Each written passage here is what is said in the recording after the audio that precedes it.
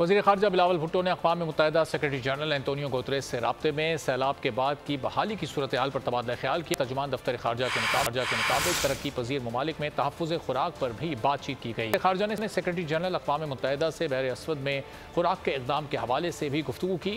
तौहीन कुरान पाक के वाक़यात पर भी तबादला ख्याल किया और इस्लामोफोबिया के खिलाफ अक़वाम मुत्तहिदा की इज्तिमाई कार्रवाई की ज़रूरत पर जोर दिया।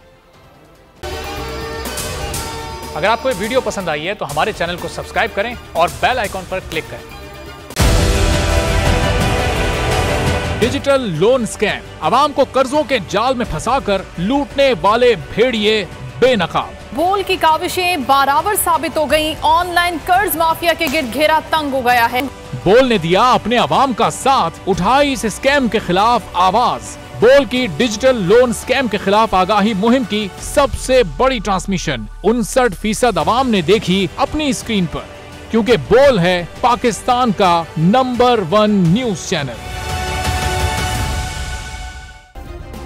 सब्सक्राइब करें और बेल दबाएं ताकि कोई खबर रह न जाए।